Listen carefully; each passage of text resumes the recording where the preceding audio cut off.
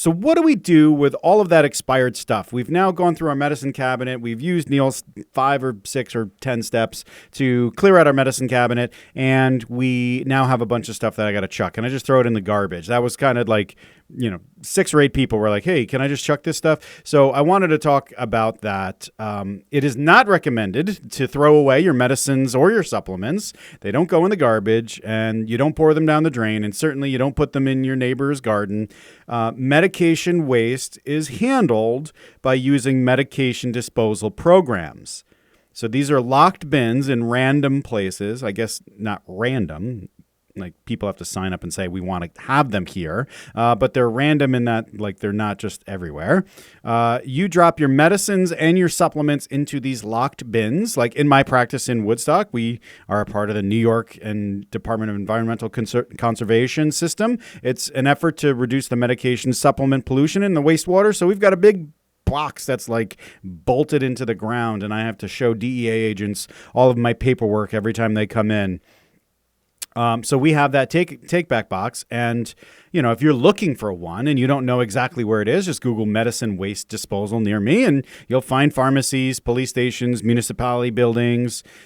Somebody's got to have this thing, so you'll be able to drop your stuff off. And so you might be saying, like, why are you wasting time telling us this? This is a pretty basic thing. Well, I mean, a lot of people asked comparatively, so I wanted to make sure that it was clear. Supplements don't go in the water. They go in the take-back boxes. And I do have some interesting information. I always like to give you a little bit something extra, more than you would see on a blog article or something talking about this. A little bit behind the scenes. Inside those magic lock boxes that are bolted to the floor is a cardboard box. It's just a big cardboard box with a thicker than normal garbage bag. They're serialized, which is really interesting because they have to be tracked to make sure that, if the box is assigned, it's coming back and being used and all of that other fun stuff. It's a cardboard box. And, the DEC says, at least in New York, says that the changing over of those boxes have to be witnessed by another person. So I can't just open the box up and take the box out and then, ship it. I have to have somebody stand with me. We both have keys, and technically you're not supposed to have both keys, just one. So that way 2 people are involved. So that way bad stuff doesn't happen. And what does that mean? Well, if you look in the box, there's a couple things in there that are a little interesting. One, there's a lot of controlled substances in there, dude. So that's a little tempting to some people, right? And then the other thing that is found there is high-cost medications that are unused and oftentimes not expired. We have a real problem with waste in this country, especially around medications.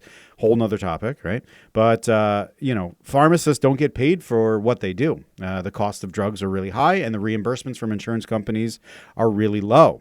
So I know that there's that, like little devil on some people's shoulders that they've probably listened to at one point, taking medications back from people and redispensing them. I can say I know, not because I would ever do something like that, but plenty of pharmacies have gotten taken out for that.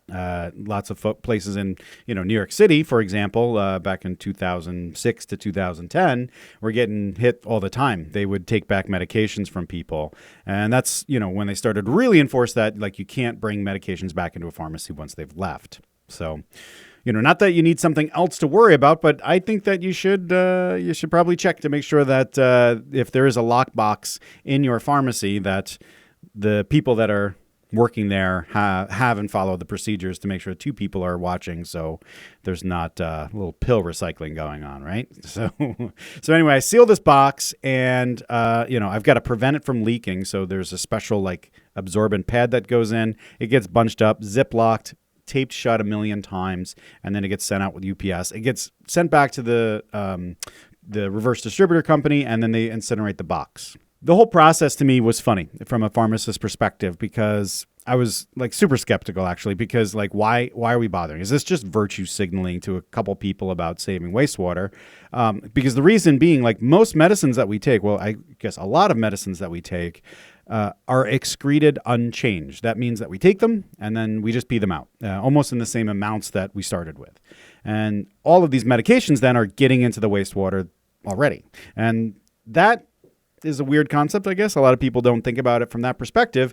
And I was really like, like, why are we doing this? This is silly. And then I saw what I saw. Man, I'm telling you, the volume of waste in this country is unreal, right? So how much unused stuff and now expired medicines that I'm getting in my little box there every month, it's unbelievable. It's a 50-pound box, 3 foot tall, right? I can fill that up in under 30 days. And we're one of 2 or 3 places in our town that has this. I actually literally just cleaned it today. Part of the reason why I'm talking about it. I was able to fill 2 boxes because I was 2 weeks late in emptying it, which is mind-blowing for me, right? When I look at this and I say, like, this is a lot of waste, I don't understand, like, what percentage we could say that this waste that I'm dealing with makes up compared to what's actually taken or dispensed for my area. But if you think about how much stuff is out there, right, how much stuff would normally be put into our water supply? Right. So you multiply my experience times all the spots across the country. And that's just the drop boxes where people actually take the time to like walk into a place and dispose of it properly. How much medicine waste is generated that doesn't go into those channels, right? How many people's supplements just get thrown into the garbage because they're like, it's a supplement. It's natural. So it's a real problem that at one point was all hitting our water and soil. We've torched this planet. It is really depressing. And like I said, it's a whole other conversation to talk about our waste. But there's one thing that I will say that I'll kind of wrap this point up about, after giving this insight to the behind the scenes. A supplement strategy isn't only best for you or your wallet, it's best for the world too. Not just in the companies that you choose to deal with, but if you're using a supplement strategy, hopefully you're taking fewer supplements, and then you're taking them consistently, so that means that you're going to have far less waste all around.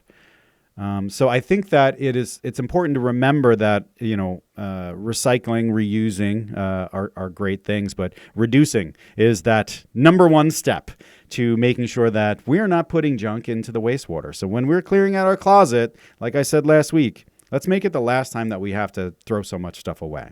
Now, here's the thing. If it's physically impossible for you to get to one of these DEC drop boxes or, medical waste disposal programs, you can seal the waste up in like a coffee can or a plastic zip bag after you mix it with something undesirable like, kitty litter or coffee flavored kitty litter, but not kitty liver flavored coffee because that would just be gross.